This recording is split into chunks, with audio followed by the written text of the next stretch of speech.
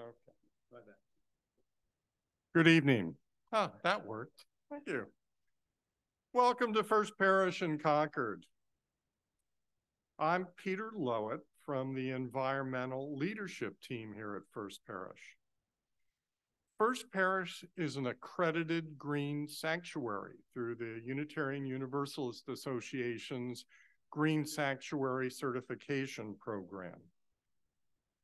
And currently, we're working on getting our campus, this building and the cottages around the Horseshoe Driveway and the Wright Tavern off of fossil fuels. And that's a very exciting program. It's almost as exciting as our speaker this evening. So we're very pleased to have Gib Metcalf, who's a professor of economics at Tufts University and a visiting professor at MIT's Sloan School, where he serves as an affiliate of the Center for Energy and Environmental Policy Research. In addition, he's a research associate at the National Bureau of Economic Research and a university fellow at Resources for the Future. Metcalf has frequently testified before Congress, served on expert panels for the National Academies of Science and the U.S. Environmental Protection Agency, and as a consultant to various other organizations.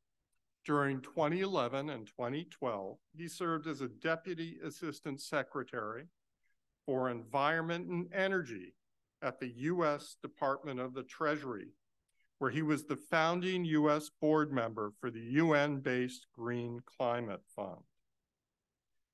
And I think more appropriately this evening, Gib is chair of the standing committee here at First Parish. Yeah, I think it's particularly appropriate that we're having this forum in a church.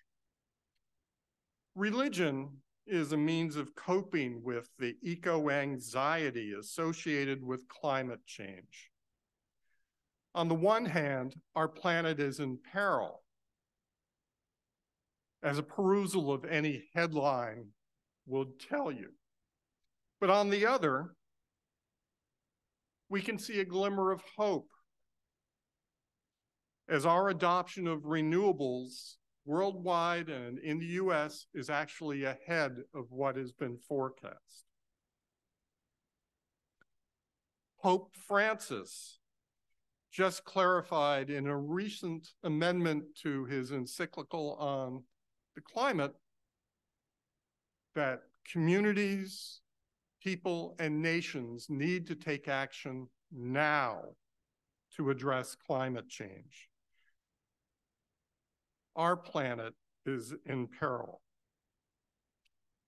And we're fortunate that the federal programs, policies, and funding flowing from Washington offer more good news for our efforts to reduce the impacts of climate change, to get off of fossil fuels, and to maintain a habitable planet for future generations.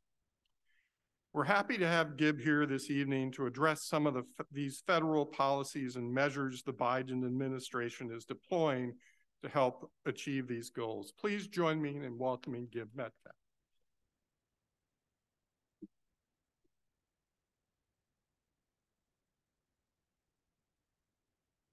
Well, thank you, Peter. So it's a pleasure to be here and pleasure to be in this church where we're talking about these issues. I'll probably raise anxieties before I begin to lower them. So we'll go up and down a little bit. I think it's really appropriate that First Parish is sponsoring this climate forum, and I hope that this will be the first of a number of these kinds of events, and I think that is the plan. But tonight I'll be focusing on what's happening at the federal level. So Katie, can you go to the next slide, please? So let me just start with a few pictures just to illustrate the kinds of turmoil we've seen in our climate over the past decade at the upper left, In 2015, we were focused on a major a multi-year drought in the West. In the upper right, we see this is downtown Annapolis, Maryland, where there was significant flooding. And Annapolis is interesting because Annapolis is one of a number of cities that have sued major oil companies for the climate damages that they're incurring, and it's really interesting to see what happens with those lawsuits. The article from the Boston Globe simply indicates that insurers are increasingly taking account of climate risk, which of course is problematic for people trying to buy insurance because it's really unclear how to price that risk, and it's also potentially very expensive. And I couldn't resist the picture on the lower right, which is Route 2 in Leominster, which in that flooding I guess it was last month now, where that little dip under Route 12 on Route 2, you dip under the road where you would go either to Leominster or Fitchburg, and it completely flooded. In fact, we had a friend coming to visit us from Greenfield who wasn't able to make it because you couldn't go through that water. Next slide. And of course, we've seen really tragic events. The wildfires all around the world have killed scores of people. This is the fire, the Lahaina fire in Hawaii, and the aftermath of that fire. Next slide. And we see that global wildfires are certainly on the uptick. And if we look at the Americas, North and South America, you'll see that is that a red line? There's a blue line in the middle, which is the 10-year average of cumulative burnt areas, and then the red line is the line for this year. So we're way above the norm for wildfires in terms of burnt acreage in 2023. Next slide, and this one shows the amount of carbon dioxide emissions coming from those wildfires. So not only are we losing the benefits of carbon uptake from these trees, we're actually putting a lot of carbon into the atmosphere. That gray shaded region is sort of a margin of what would be kind of within a 95% confidence interval, what you might expect given random uncertainty. And what we're seeing is that the red line is just way out of the norm of what we've seen in the past. So we really have seen quite extreme weather the last few years. In fact, a number of years ago, I stopped talking about global warming, as have many people, and instead talk about climate change, because it's not necessarily about warming. It's just really about extreme weather from the conditions that occur. Next slide.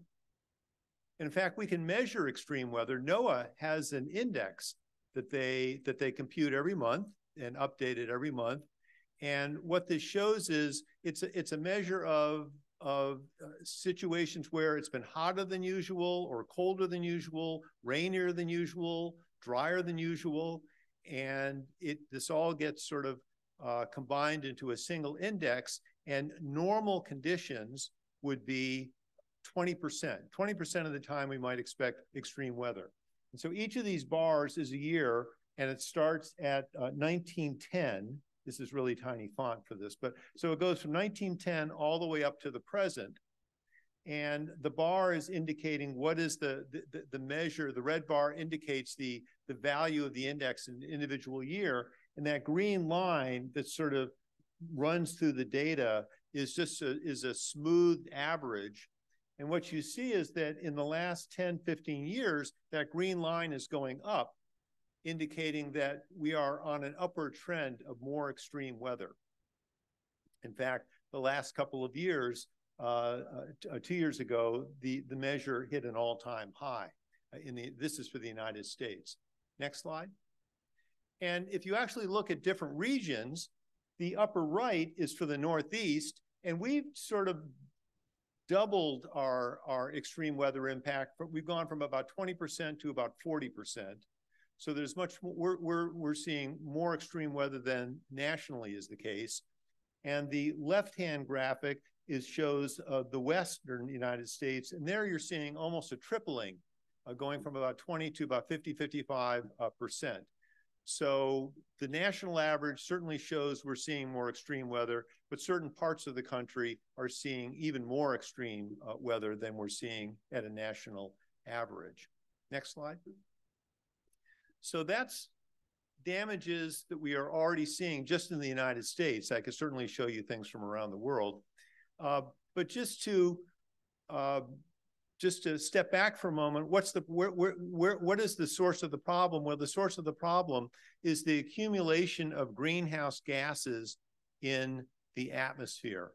And it is that stock of gases that matter, because as these gases go up into the atmosphere, they stay up there for a long time. We're talking carbon dioxide, methane. Methane degrades more rapidly than carbon dioxide, but you've also got various other chemicals, CFCs, HFCs, and a variety of other things that are greenhouse gas pollutants. But carbon dioxide is the most significant and the most prevalent of the greenhouse gases. And it will last for hundreds of years.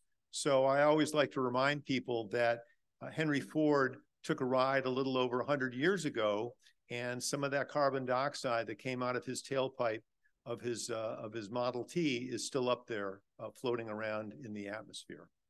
Next slide. So how do we measure the problem? Well, it's a stock problem, meaning it's the accumulation of these gases in the atmosphere that matter, and we measure it with as in parts per million. And so if we were back before the Industrial Revolution, we would have said, well, the amount of carbon dioxide in the atmosphere, there's about 200, roughly 200 parts per million. So you can think of 200 as sort of a nice round number. Dave Keeling, who is an atmospheric scientist, back in the 50s, late 50s, went up the slopes of the Mauna Loa volcano in Hawaii to an observatory there, and he installed the first carbon dioxide sniffer, I'll call it. It was a detector to detect carbon dioxide in the atmosphere. And the beauty of putting it there is you don't have a lot of local pollution, cars driving around that could potentially contaminate a reading. So you're getting a reading that is reasonably accurate for thinking about sort of global trends. And by 1960, as they started collecting data, it was about 300 parts per million. So we'd already increased quite a bit since the beginning of the Industrial Revolution. And since 1960, that number has increased. The stock of greenhouse gas, of carbon dioxide, but all greenhouse gases, but I'll just say carbon dioxide, has increased to the point where we are now over 400 parts per million. And in fact, last month, the reading was 418 parts per million. So you see this gradual increase, and I just put a few dates in there.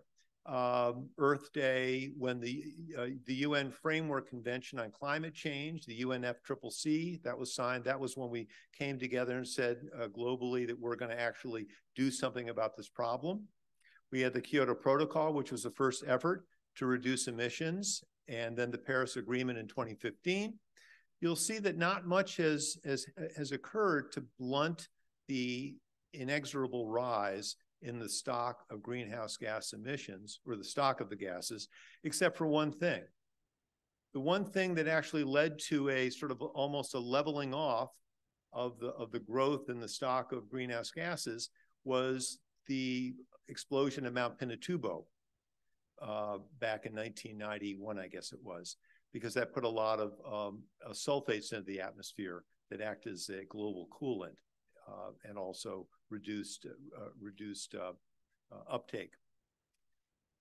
So remember that number, 418 parts per million. We'll come back to that later. We'll have a quiz later on. Next slide.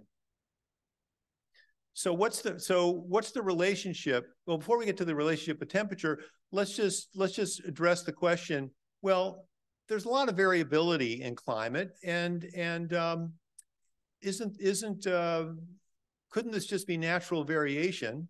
Well, we can actually go back 500,000 years and look at the data on the the concentration of greenhouse gases in the atmosphere by going to the Antarctic and drilling ice cores and pulling out these cores of ice and looking at the tiny air bubbles in that ice that they can then very carefully date to particular years. And we can go back 500,000 years to the left. And what we see is, yes, there has been natural variation roughly between 200 and 300 parts per million. But then as you see at the very, very right end of that screen, all of a sudden, we're literally going off the charts. We've shot up to over 400 parts per million. So yes, there is natural variability. We have ice ages. We have all kinds of things that have happened. We've had the tilt of Earth that's slowly adjusted over eons, but none of that has led to the amount of the stock of carbon dioxide that we're observing now. Next slide. You can actually take data that looks at the concentration of greenhouse gases in the atmosphere. We can go back to 1850 and also look at the change in temperature. So on the right, on the horizontal axis, I have the concentration of greenhouse gases going from 280 to 400 parts per million. And the vertical axis is the change in temperature measured degrees Celsius. And you see there is this very, very tight relationship that as we have increased the stock of greenhouse gases, we see that the temperature is indeed going up. And this is not an economic relationship. This is a scientific relationship. It's a correlation, but it's a correlation that scientists can point to and demonstrate real causation. Economists, if we ever get data and get a fit as good as this, we're just in heaven. We never get data that fit as closely as this thing does. This is like, for the statisticians out there, it's like an R square of 0.98. It's just, we never get that. Next slide. But actually, that's just a global average, but there's tremendous variation. And this is just a report from the Intergovernmental Panel on Climate Change from 2018. And the top panel is sort of global temperature changes in the wintertime, December, January, February. And the bottom graph is for June, July, and August, so summer in the northern hemispheres. And I'll just point to, in the upper picture, the wintertime in the northern hemisphere, we're seeing potential for temperature increases on the order of 7 degrees Celsius by the end of the century without any kind of action to reduce emissions. And that's just a staggering increase in temperature, which certainly does not bode well for all kinds of things in the Arctic regions, the least of which may be the polar bears, but it's a huge amount of variation. We often look at the Arctic region and view this as sort of the canary in the coal mine. This is the most sensitive region for thinking about climate change. Next slide. So what's happening with in our government now? Well, Biden came into office and immediately rejoined the Paris Agreement and set a target of reducing emissions by 50 to 55% by 2030 relative to 2005. And so this chart shows our annual emissions, and that's measured in million tons of carbon dioxide. It starts in 2005 on the left at about 6,000. And that vertical line partway through the graph is historic. It shows where we are today. We've reduced it to about 5,000 million metric tons. And the goal would, to cut our emissions in half, we would have to get down to about 3,000, the dotted line at the bottom there. And the solid line to the right of the vertical line is sort of a projection from the Energy Information Administration. If we do no more policy than the policies we currently have in place, we will still be trending down with our emissions, but it won't get us to the dotted line, which is the 2030 goal that the Biden administration set for itself. We've still got another 33% reduction to go. So that's where some of the Biden policies come into play. Next slide. So what did Biden do? Well, the first thing was the administration passed 3 laws. There's the Jobs Act, CHIPS, and then the Inflation Reduction Act, IRA, which has nothing to do with savings plans or inflation. And those are going to lead to an enormous increase in spending. In fact, if you look at where we are spending between 2009 and 2017, we were up at around $30 billion annually. We're more than doubling, close to tripling it, looking ahead over the rest of this decade. So it's a huge increase in spending. And you see that half of it in the right-hand bar is from the Inflation Reduction Act, the green bar. We'll get to that. Next slide, right here. So the Inflation Reduction Act has a ton of spending. And so there's, so first off, I'll point out that we have 2 colors here. We have blue and we have orange. Blue is the orange money is actually spending. Money's going out from the government that are in the budget. It could be money for deployment, for infrastructure, whatever, it's actual spending. The blue is not direct spending, it's tax credits and other subsidies through the tax code.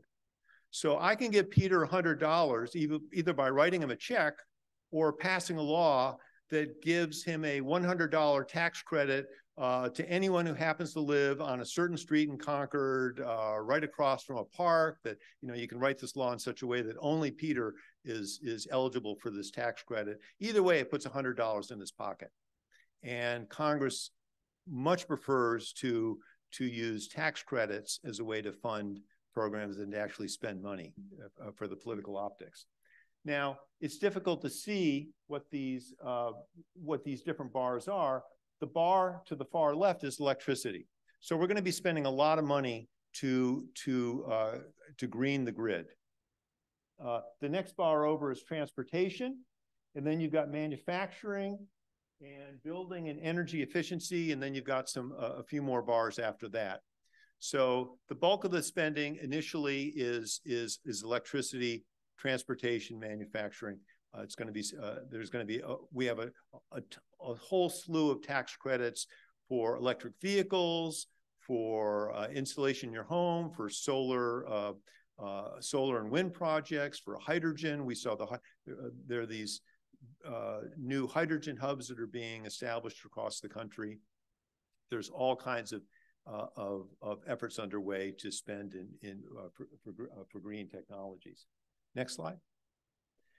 And you can kind of sum up the Inflation Reduction Act as we're going to electrify everything. We want people to have EVs. We want people to have induction cooktops, heat pumps, electric lawnmowers, leaf blowers in Concord for sure. And of course that only works if we can green the grid, and certainly Concord Municipal Light and Power is working hard in that direction. One of the great benefits of having a municipally owned utility in town. Next slide. Now, how much is this going to cost? Well, the estimates are really uncertain. And so I've just circled two estimates for 2030. One is from the Congressional Budget Office and Joint Committee on Taxation. That's the bar on the left, the smaller bar. This was the actual markup or estimate for purposes of passing the legislation, and they were estimating that this is going to have a cost on the order of $300 billion over 10 years. There's a recent study that was done by 3 economists. 2 of them, one is at the Federal Reserve Bank in Minneapolis, one is a colleague of mine at MIT at the Sloan School, Catherine Wolfram, who is also at Treasury working with Janet Yellen on climate and energy policy. And the third is an energy modeler with the Electric Power Research, Edison Power Research Institute, EPRI. And they've done the first sort of detailed sort of bottom-up study of the Inflation Reduction Act. And their estimate in 2030 is closer to about $800 billion. So it's almost triple the estimate from the CBO and Joint Committee on Taxation cost estimates. And part of the problem with estimating the cost is it really depends on how much of these tax credits get taken up. So how much activity that's eligible for tax credits will be done to people to make that decision, as opposed to the federal government saying, we're going to appropriate $100 billion for X, Y, and Z, and we're going to spend that money. So there's a great deal of uncertainty as a result of that. The other part of the uncertainty is that the tax credits depend on where you do the activity, many of these tax credits. And the size of the tax credit is dependent not on the amount of emission reductions that occurs, but rather, are we doing it in economically disadvantaged communities or in communities with a high proportion of unemployed or minority groups. So there's a number of different goals that came into play that are affecting what the cost will be. And you know, we can certainly debate whether that's a good thing or a bad thing. Are we taking our eye off the ball, or is it important to think about these environmental justice issues? I think there's good political arguments for it as well. But these are things that lead to a great deal of cost uncertainty. Next slide. So what are we doing in the federal government? The main thing we're doing is we're going to be using subsidies. We're going to try to lower the cost of clean energy. So you have a choice. We know that dirty energy creates pollution by definition. So fossil fuels leads to the release of carbon dioxide. Wind, solar does not. So we have a choice. We can either raise the cost of the fossil fuel energy sources or lower the cost of the clean sources. And the Inflation Reduction Act approach is to lower the cost of the clean energy sources. If you wanted to raise the cost, as I've argued we should be doing for years, you would use something like a carbon tax, which simply says if we're going to burn fossil fuels, they should reflect the damages from burning those fuels, and we should put a tax on the fuels equal to the damages that accrue from using those fuels. Either way, we get the right incentives to shift away from the damaging fuel sources to the cleaner fuel sources. So we could, and it's not an either or, we can say, well, we do one or the other, or we could do some combination of both. Is there some reason to do both? And that was something that the group that Wolfram and her two colleagues who did the study of the IRA looked at. Next slide. And so what they did was they, after modeling the impact of the Inflation Reduction Act going out to 2035, they then said, okay, well, let's say, what if we used a carbon tax to get the same overall emission reductions? And by the way, what their study shows is that we're not actually going to get the 50% reduction by 2030 that the Biden administration had hoped for. We'll be close to it, but we're not going to quite get there, even with what's in the Inflation Reduction Act, along with the CHIPS Act and the Jobs Act. But it gets us down. And so one thing they did in their analysis was say, well, what if we did this with a carbon tax? Well, if we did that, we would use less coal, and we would be using more natural gas. And we would also have some decrease in the demand for energy overall, because a tax is going to raise the price of energy, whereas subsidies have the potential to lower the price of energy. And in the end, they found that, okay, for the amount of emission reductions we're going to get, it's going to cost us somewhere between $45 and $61 per ton of carbon dioxide reduced. Whereas if we did the same thing using a carbon tax, we would be getting those reductions at a cost of about $10 per ton. So, and we'd be using a carbon tax rate on the order of $12 to $15 to get that. It'd be a reasonably modest carbon tax, 12 cents on a gallon of gasoline. So this is really the economists have been saying this for years and years, that the most efficient way to reduce emissions is through putting a price on the pollution. But of course, the folks and other folks will say, and even some economists will say, that's great, but you got to enact a carbon tax. A carbon tax of zero doesn't do any good. And that's absolutely right, which is why we have the Inflation Reduction Act, because that was politically feasible when a carbon tax is not. Next slide. So the last thing they did in the study I'll just mention is, well, should we be doing both of these policies? Should we be using a carbon tax and subsidies? And their analysis suggests that, well, yes, we should, if we know that there is strong learning by doing for new technologies. But even if there is, and the evidence is pretty mixed on that, you would still want a carbon price. But again, political economy considerations intrude. If we can't get a carbon tax in place, then the IRA is the game in town, and we certainly need to go with that. Next slide. Well, what else is the Biden administration doing? This list is impossible to read from your seats, but I could see it easily on my computer at home. That wasn't very helpful, I could see. But you can see World Resources put together a chart, and they show a number of things that are being done. So the subsidies for clean technology, we've got, we do have some pricing of pollution. We have a methane fee built into the Inflation Reduction Act to deal with oil and gas field emissions. And there are other things going on. But let me just highlight two things that the Biden administration is doing. Next slide.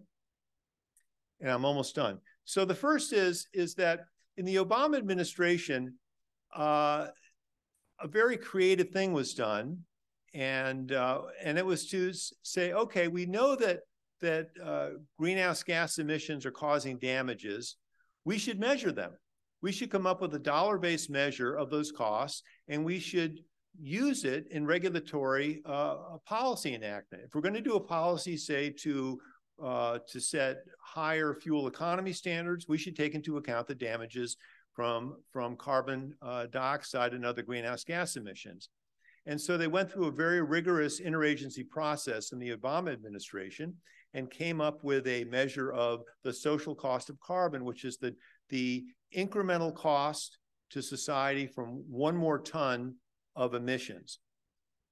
And Trump, when he came into office, they did some fiddling with the numbers and they reduced it almost to zero. But when Biden came back, they sort of went back to the final Obama numbers. And the blue line in the graph says that the current official U.S. government social cost of carbon is about $56 a ton in 2025. Now and that's the blue bars, and it goes up to about $85 in 2050. Nobody thinks that's the right number. It's really, that's a very conservative number. The Environmental Protection Agency recently put out a notice calling for comments on their updated cost of carbon, which is the orange bars, which start at $193 in 2020. 2025, they're over $200, and by 2050, they're $300. And I think we're going to see within the next couple of months, the Office of Management and Budget will be releasing new estimates or new official estimates of the social cost of carbon that can be used in government programs.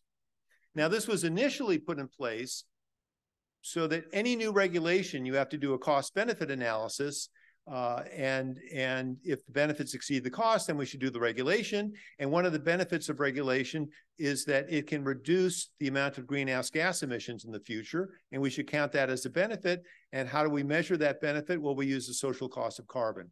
So putting a higher number, going from the blue bars to the orange bars, is going to make environmental policy have a stronger benefit-cost ratio and therefore more likely to get through the regulatory process. But even beyond the federal government, the social cost of carbon is being used by state governments as a way to price their zero carbon subsidies in state programs. And you see many companies starting to use the U.S. government social cost of carbon for internal carbon pricing. And finally, just a few weeks ago, there was a study or a report released in Climate Wire reporting how Biden is broadening the use of the social cost of carbon.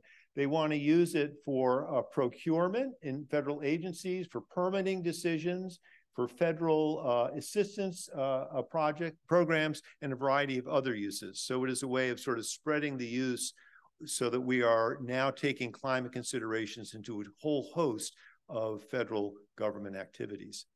Next slide. The other thing they're doing is they are now trying to quantify what are the fiscal and economic costs of climate change. There's a whole effort underway in the Office of Management and Budget and across federal agencies to really put a dollar measure on what is it really costing us.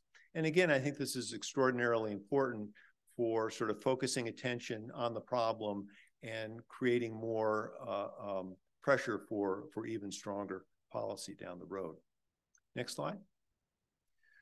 So I want to begin to wrap up, and climate denialism, I thought it was we were pretty much over. I thought we'd gotten to the point where we now, we weren't having to argue with people saying this is not a problem, but it's raising its heads again. This is a representative, I forget his name. I can't read it. He's a Republican from California who has been holding hearings where officials are involved who are doing things around climate change, and he asks them this question: what percentage of the atmosphere is carbon dioxide, the most prominent greenhouse gas causing global warming? And he says, okay, tell me that percentage. Tell me that percentage. And the officials, they sort of scratch their heads. So I don't know, 2%? And then he takes great delight in telling them what the actual number is. And he uses that to be sort of dismissive and discredit them, that they're really not the kind of experts that they think they are. Does anyone know what the answer is? No, almost. But so remember I said that we measure carbon dioxide concentrations in parts per million, and it was 418 parts per million. So what this guy is basically forcing you to do, Representative Doug Lamalfa of California, he wants you to convert from parts per million to percentage. I had to get my calculator out. It's 0.04%. So Ted got it, I think. So 0.04%. So of course they can't answer it, and so he then discredits them. Well, it's a silly kind of question and a silly kind of argument, but it is kind of where we are with climate denialism. And implicit in that is 0.04%. How could that be worrisome? Well, I think the standards for cyanide in clean drinking water are like 0.05% or something. So the fact that it's a small number doesn't mean that it's an insignificant number. Okay, next slide. So finally, let me wrap up. I've focused really on what's happening at the federal level, and I haven't even talked about the international negotiations. But there's a lot more going on. We see that Massachusetts has a clean energy and climate plan for 2050. It's moving forward on that. The lower left box is Sustainable Concord, is the roadmap to meet the commitments of the Concord community passed at the 2017 and 2018 annual town meetings. So there's important work happening at the state level. There's important work happening at the local level.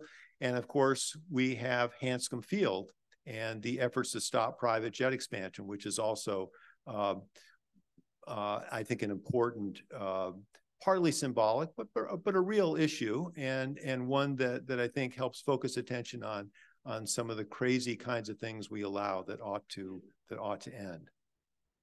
And with that, let me stop, and we can have a conversation with Peter. Thank you.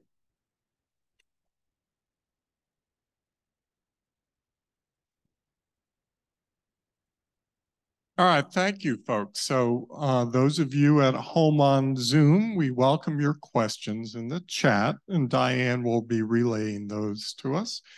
And if folks in the audience have a question, just raise your hand. We'll come by with the microphone. And good. Richard. In Europe, the cost of gasoline is almost double here. And you see smaller cars and people using public transportation. And that's just I don't know why historically, maybe cars are expensive or something, but why that seems so easy to do? 12 cents a gallon? How is that like a deal breaker? Yeah, so Europe has much more expensive gasoline, quite high taxes. There's great public transportation in many of these countries. Part of the issue is that it's a much denser continent. Europe, it's much closer to get from A to B in Europe, and so it's more attractive to use public transportation. Now, you could argue in New England and the East Coast, it should be attractive, and why don't we have high-speed rail going from Washington to Boston? And that's a really good question. But if you start looking out in the rural parts of the country, then it's not quite so easy and straightforward. So I think it's partly an historic issue that Europe moved earlier to put in higher gas taxes, but it was easier for them to do it because of the sort of the compactness of the region as well. So I think it was a combination of things. Other questions? Frank?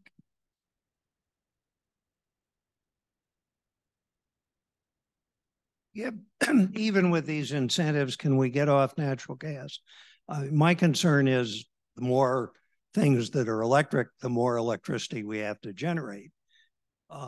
Yeah, we can build big wind farms, but can we build enough big wind farms and solar farms it's not just a question of replacing the current generating capacity.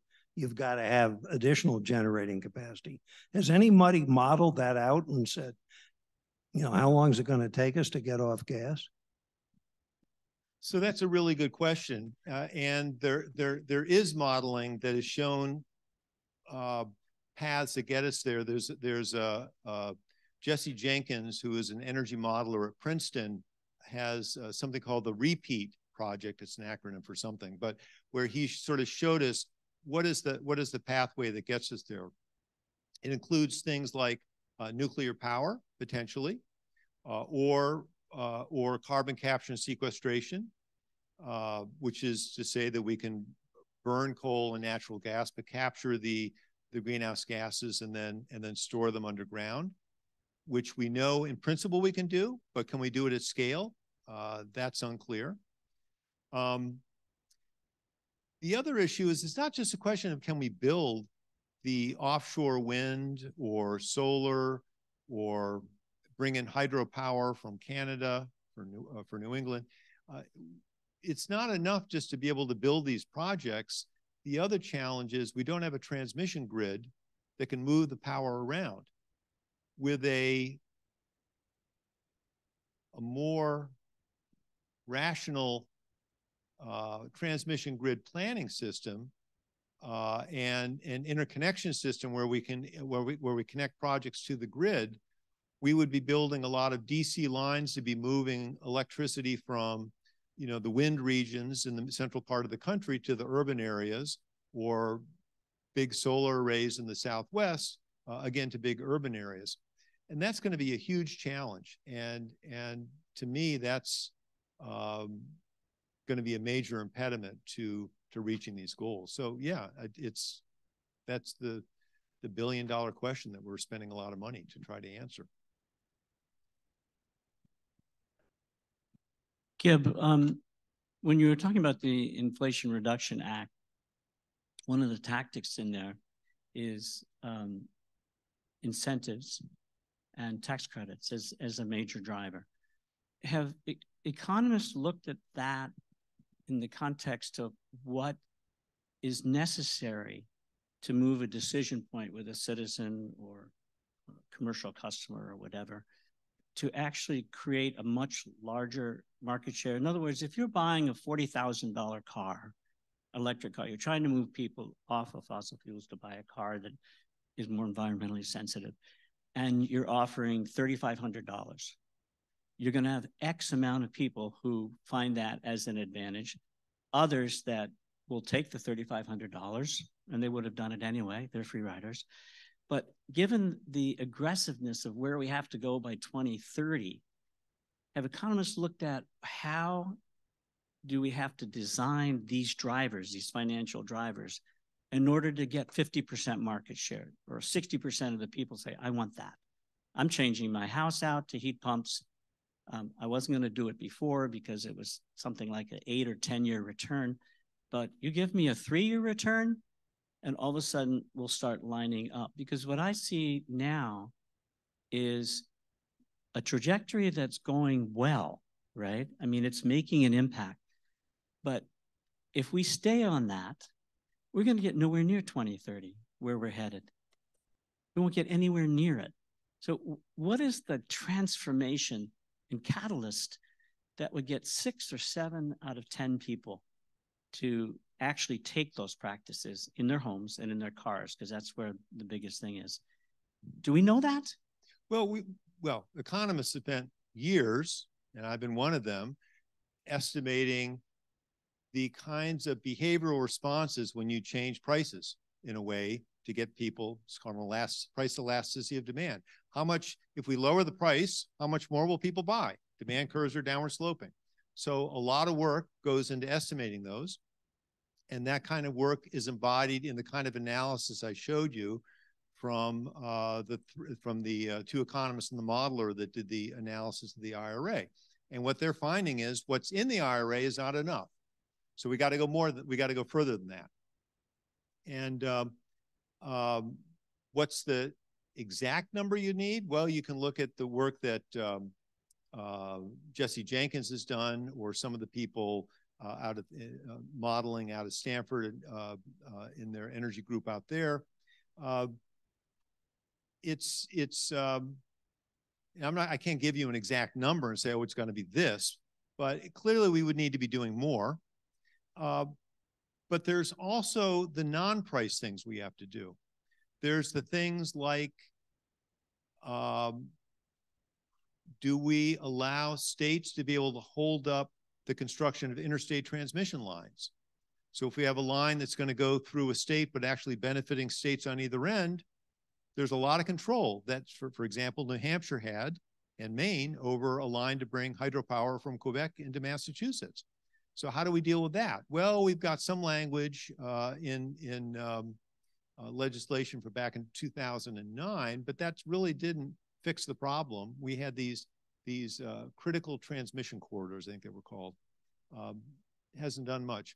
We've now, I think, just approved, I know, one transmission line in the Southwest that brings power from North Dakota down to Arizona and Southern California. That just got approved after 15 years. That was a power line that nobody disagreed with. 15 years. There's another shorter power line in the upper Midwest. But these are huge problems that prices aren't going to fix. We need more fundamental kinds of fixes. And then, now, I don't know if anyone here is on the board of CMLP. Are you on the board? Okay. So I'm very curious to know that if everyone in Concord were to put in a car charger, EV car charger, and an induction cooktop, and a whole house heat pump, will our distribution grid be able to handle that?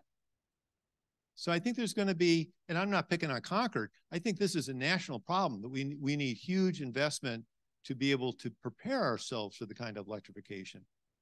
And of course, then again, we still have to deal with the issue of renters, people in apartment buildings. How do we allow them to be able to charge their cars and so forth? So there's just a whole lot of non-price problems as well as the price problems. So I think the IRA is not going to be enough. And all we can do is continue to put pressure to say, we demand it. We really want this kind of policy.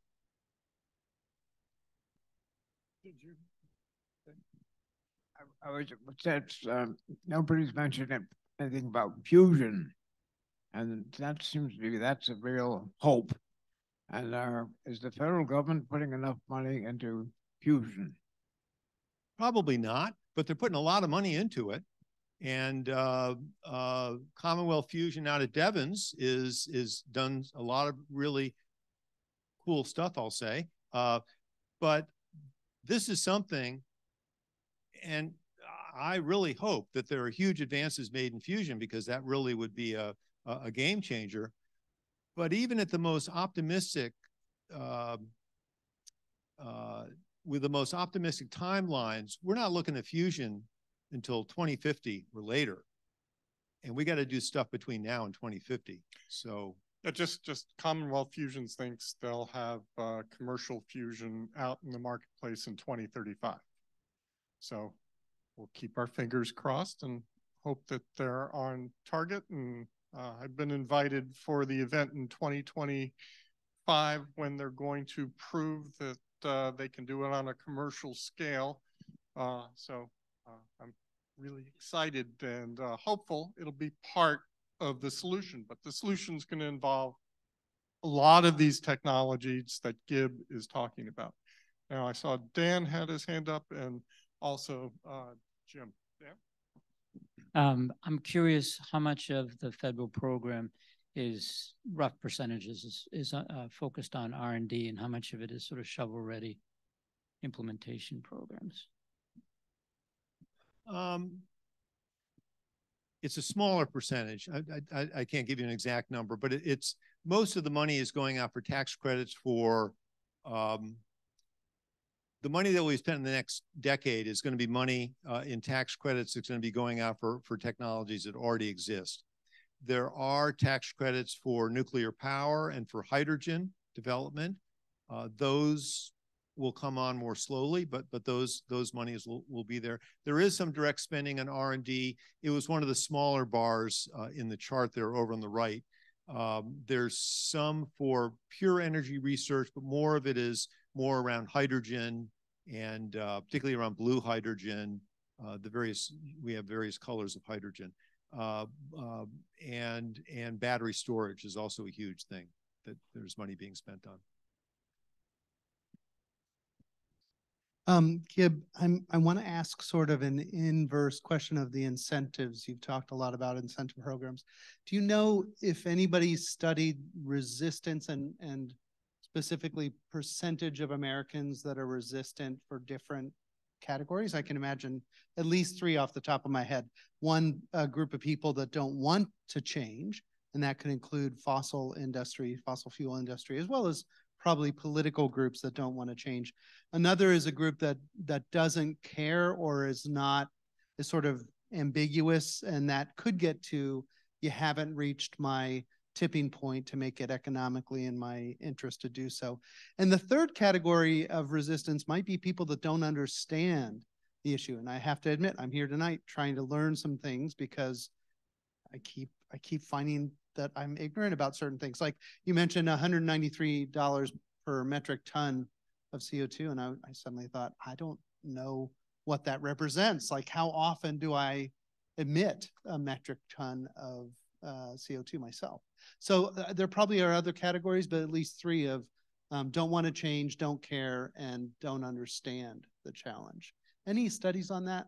Oh, yeah, political scientists have done a lot of work, and there's really cool work being done by the Yale Project on Climate. I'm going to get the name wrong, but Tony Lazarowicz. It's basically a huge amount of polling on people's attitudes. They've got really good data, but basically you've got 3, as you say, we've got the active opponents because their ox is being gored. And that's very clear. And I think you need a mixture of ways to buy them off and just fighting them and just exposing the kind of misinformation that sometimes is coming out. The groups, but those that say, well, I don't really care, it really doesn't matter if you know what the social cost of carbon is or what $193 a ton means. But you will probably respond if next time you go to buy a car and you see, oh, well, there's this electric car. It doesn't have a gas engine, so the repair costs are a lot cheaper. And I know that the price of electricity is such that the break-even point is $2.20. And of course, if the dealers are doing their work, they're going to highlight that. You don't really need to know all this climate science. You just need to know it's better for your pocketbook. And similarly, for any of the other kinds of credits, I think the folks in Concord who have been putting solar on their rooftop are not doing it because they understand necessarily how much carbon dioxide they're going to be displacing, but they understand that they're getting potentially RECs, renewable energy credits, and they understand that they got a huge subsidy from the state and maybe the feds to help pay for that thing. So that, I think, is really what matters. Now, having said that, there is a huge amount of information that people need. People don't understand that it's not enough to simply put insulation in your house. You got to seal up all the holes in the attic and things. Mark Garvey is an expert in this, my neighbor, and you just, you know, he now has a business where he will go in and make sure that before we put all that insulation in, let's make sure we've sealed everything up. Otherwise, it's going to be you're wasting your money. So there are kinds of things people need to know about, and the U.S. government does spend a fair amount of money on trying to improve information flows so people understand the value of doing some of these things. So that is something that we can always do more of. We've got a couple of online questions here. So one of them is, you know, why is it that the cost of civilization extinction, wildfires, melting of the ice pack, sea level rise, climate, migration wars, why aren't those being included in some of these costs of carbon figures that, you know, they're infinite and the odds are not low of these things occurring? And another question is, how locked in are these Biden policies? Can they be reversed if a Republican administration comes on board? So on the first question, it's clear that even with the EPA estimates of the social cost of carbon, it's probably too low. The difficulty is, or the political imperative is that the government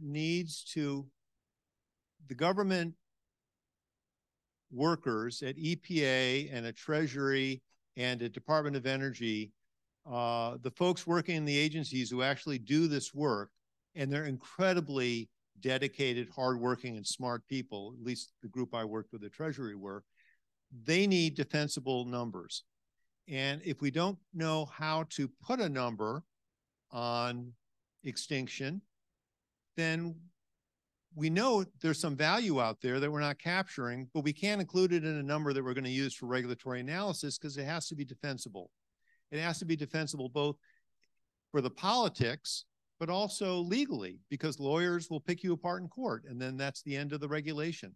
So I think, so we're always going to be behind the curve, catching up, improving our estimates of the social cost of carbon. We're never going to have it exactly right, but we're getting better at it. There's really great work being done by Solomon Sang at Berkeley and colleagues at University of Chicago, who are really doing great work to estimate what are the actual damages at a very granular level from climate change. And these things are getting brought into the analysis.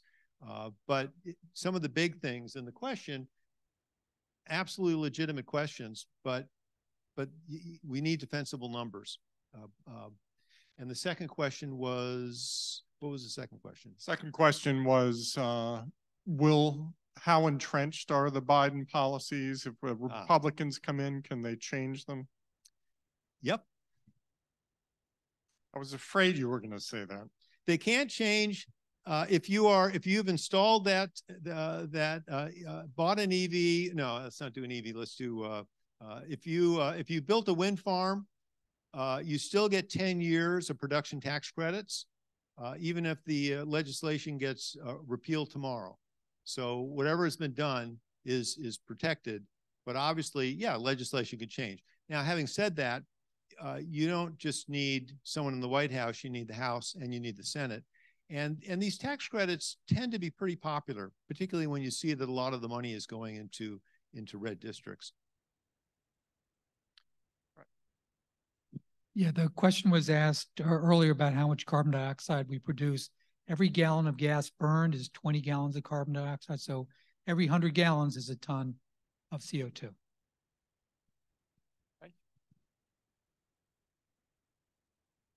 All right, I'm going to do Marilyn. Yeah, are any of the fossil fuel companies shifting, or are they still defensive about fossil fuel is the way to go? I mean,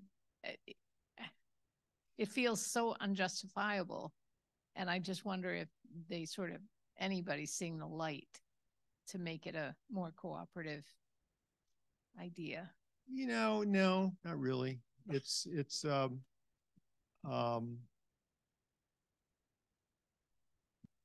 say some companies are better than others.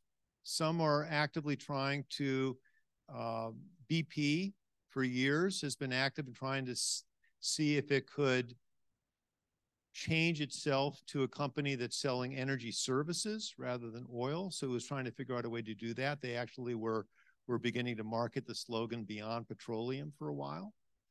That didn't go so well, and I think they've sort of backed away from that. ExxonMobil is always the poster child of a bad actor who's funding denialist kind of research. ExxonMobil's a funny group. They've also funded a lot of really good research. They sort of fund it all over the board, so it's kind of strange. But no, I can't think of any. Sorry. Yeah. Hi, I'm asking this question for myself and also for Phil Thayer, who's online or on Zoom. He said he's had his hand up and hasn't gotten an answer, so you might want to check and see if the online folks are getting their word in, questions in. Okay, so on the Stop Private Jet expansion, you said it's largely symbolic, but my understanding is that all of the communities throughout Massachusetts, all 351 towns and cities, all of the work that they're trying to do, every little bus we're getting, it's electric, and every heat pump we're putting in and so on, that those efforts would be largely wiped out if this expansion goes through, the expansion alone. So could you expand on that, please? So if I didn't mean to say, and I don't think I said that it was largely symbolic. If I did, let me clarify. It is important, but as we look at so I'm not trying to minimize it. I'm saying there's a whole bunch of local things we need to do. This is one. There are, electrifying school buses. There's all kinds of things that are important. All I'm saying is that, actually what I was saying is that we need to operate at multiple levels. This is the point I was really trying to make. We need to operate at the federal level to change federal policy, which can have really big, massive impacts. We need to work at the state level, as we're doing with the Clean Energy and Climate Plan, and we need to work at the local level. And the Hanscom effort is part of that local level. But it's clearly going to be the case that whatever we do at the local level is never going to lead to the kind of emission reductions that we'll get at the state level or at the national level or at the international level. That's my only point.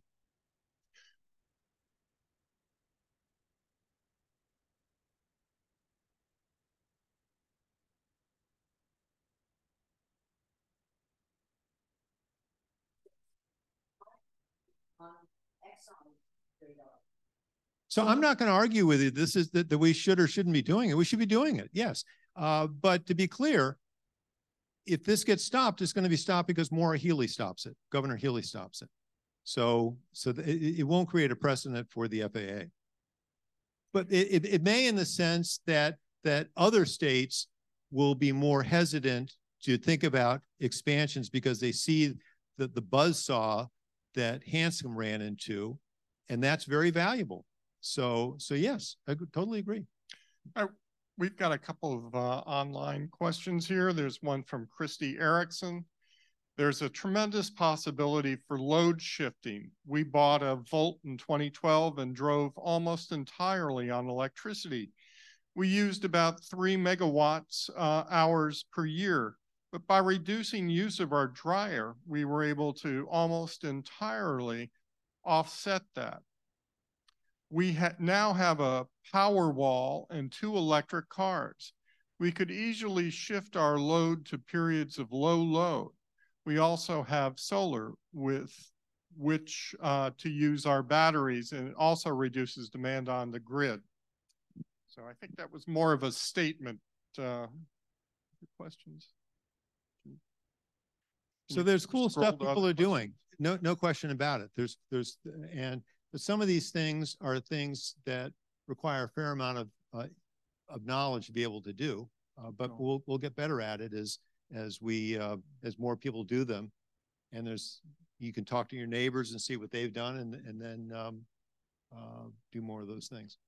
Another question is my understanding that it's much easier, cheaper to not use energy than to generate and deliver energy to where we want to use it. Thus, investments in things such as insulation are dollar for dollar more efficient for reducing burning of fossil fuels than providing enough gas or electricity to heat or cool the building. Can we talk about the most significant opportunities to increase efficiency, reduce the need for burning fossil fuels, and how can people like us support those in being implemented? So the energy conservation argument. So energy efficiency is extremely important. Reducing our energy use is critically important, and we can get the same amount of energy services, a warm home or miles traveled, by using more efficient cars, by doing more insulation in the home, and so clearly people should be getting home energy audits and then doing the work to do those things. And there's considerable amounts of subsidies available to do that. So I don't think there's any question that those are important things to do. But that does speak to one of the problems with taking the subsidy approach, as we do in the Inflation Reduction Act, to reducing emissions, because the subsidy approach is going to lower the cost of energy, which then takes away that natural incentive to say, oh man, I really need to replace my windows or put in more insulation or get a more efficient furnace. Higher prices of energy are one of the incentives that help drive that. And unfortunately, the IRA doesn't do that. We've got a couple of questions from the Lawsons. Bob and Janet are concerned with gas and methane leaks. Natural gas isn't as clean when you add in the leaks and abandoned wells. What incentives or regulation can deal with this problem? And additionally, they want to know, what do you think the impact will be of the most recent anti-ESG campaign by Republicans? That's environment, social governments. Will they succeed in discouraging businesses from tackling the climate problem? So those two questions, gas not being as efficient if you add in the leakage problem, and what your thoughts are on the Republican attacks on environment, social governance issues. Oh, I doubt that'll have that big an impact personally, but that's more a political question than economics. So my guess is as good as anyone else's. On the methane, there's actually a fairly stiff methane fee built into the Inflation Reduction Act. So we actually got a carbon tax through the back door in a way. And it's a fee to address methane emissions from oil and gas development, which are a huge source of methane. And so I think this is really a positive thing.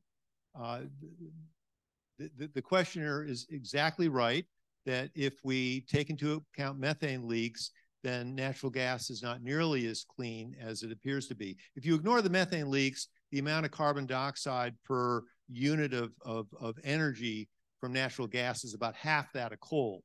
And so given that, it seemed like, oh man, we should definitely be switching from coal to natural gas. But then once you start taking into account methane leaks, then the difference begins to narrow quite considerably. So the methane fee is a really important thing. And there's actually really interesting work being done. Again, my colleague and friend Catherine Wolfram at MIT has been promoting this idea that we should have a methane club where countries, the EU and the United States and other countries agree to put a price on methane, a methane fee, and they then, anyone in the club sort of trades with each other, but anyone out of the club, if they're not willing to put that methane fee in place, will be subject to taxes or other kinds of fiscal punishment, if you will, to reflect the fact that they're not addressing the problem.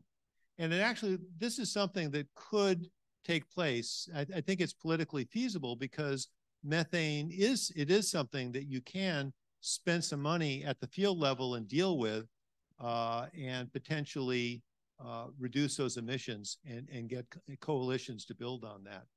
So she's been promoting that, and we'll see if it goes anywhere. We've got a couple more questions, and then I think we'll wrap up.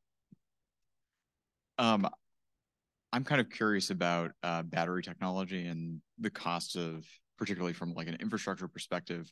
My understanding is that with a lot of battery technology today, lithium is one of the main raw materials, and the labor conditions of a lot of the places in the world where lithium is sourced are not good. I'm kind of curious your thoughts on that issue, and if the price modeling of batteries is accurately reflected, and if it was accurately reflected in a world where some of those labor conditions were fixed, what would that look like from a capital expenditure standpoint? Well, I think you kind of answered the question because they're not priced. And so this is a problem. And it's a problem with a lot of the technology we're looking at that depends on critical minerals, lithium being one of them, but there are others as well. So I think this is where a lot of the research being done to look at alternative batteries is really quite valuable. That put me in mind of something else as well, but that I think, it's an important problem. Absolutely. No,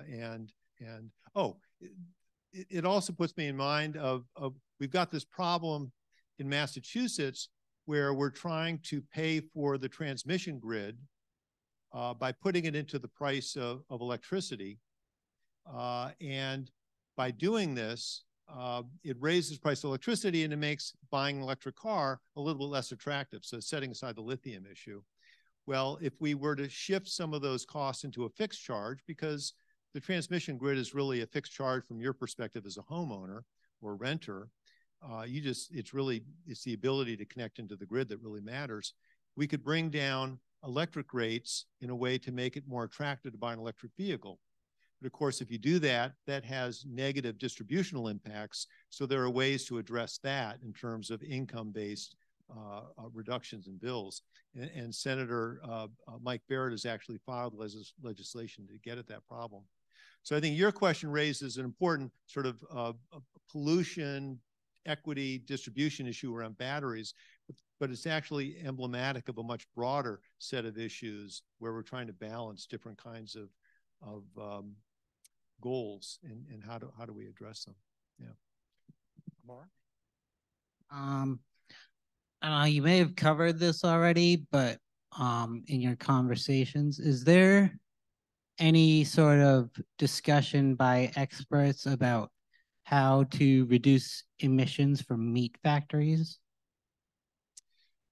and just, well, when you say it's really in the growing of animals for feed, that's the real source of emissions. I think maybe that's what you have in mind. And it is clearly we would reduce global emissions significantly if we all became vegetarians and if we moved more to a plant-based diet. Absolutely.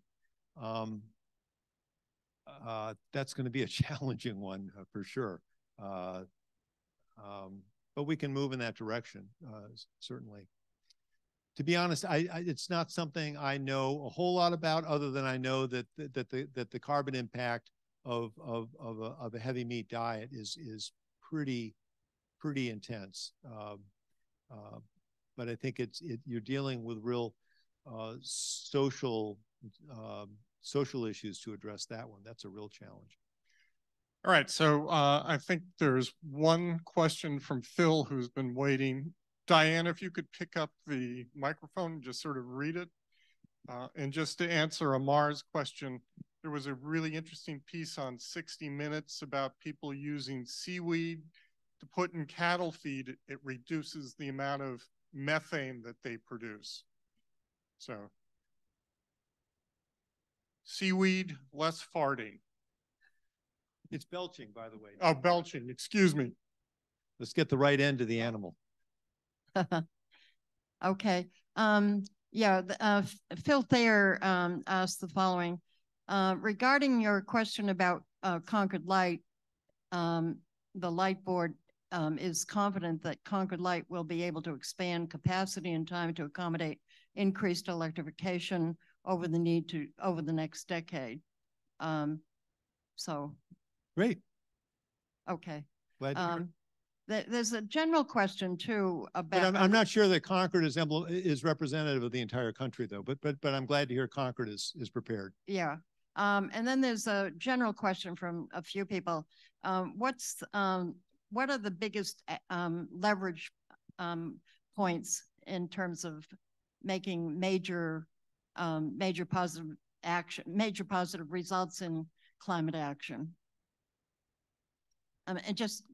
I know it's a personal opinion, but people. We need a Democratic Congress. Let's start right there. Right, but it's like, okay, if you list everything, what's the most important top 5 things that individuals should do? Well, there's personal actions in terms of what you do in your own home. Certainly these are important. There's lobbying for local action, stop private jet expansion, the work at Hanscom. There's supporting state policy and supporting the politicians who support those policies, I think are important. In terms of national politics, we're not in a state where we have much ability to influence who we send to Congress. But obviously, if the House becomes more Republican and if the Senate becomes Republican, or if we were to have a Republican president, this would set climate policy back in the United States tremendously. All right, so now that we're inspired to move to Kentucky and vote blue, those of us who stay here will happily join me in saying thank you to Gib for a wonderful talk. Thank you very much.